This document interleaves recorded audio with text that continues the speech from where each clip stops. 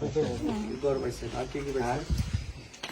ঘর পাইছি এমনি সবকিছু হয়েছে। আমরা সামনে রাস্তাটা দেখে এটা পঞ্চায়েতের মাধ্যমে সামনে রাস্তাটা একটু সুন্দর হলে চলবো। ভালো কথা গেছে। যোগাযোগ দরকার, সার্বিক ব্যবস্থা। রুলিং যে থাকে তারাই তো আমরা দিই। না এই কথা না, রুলিং রে কেন পছন্দ করেন এটা হচ্ছে ব্যাপার।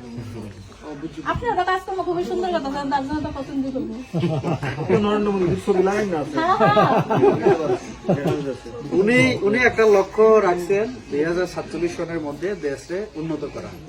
তো তার জন্য উনি সাহায্য চাইছেন, সবকা সাথ সবকা বিকাশ যেমন করতে চান, সবকা বিশ্বাস যেমন উনি অর্জন করতে চান।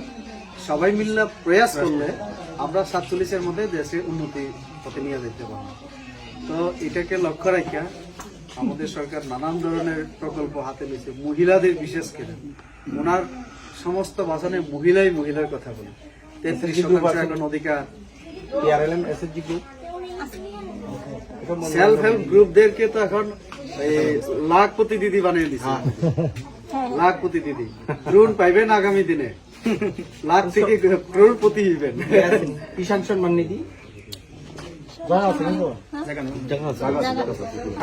আছে আছে কিষাণ সম্মান ফায়দা মনে হয়। পারলে আপনি কিষাণ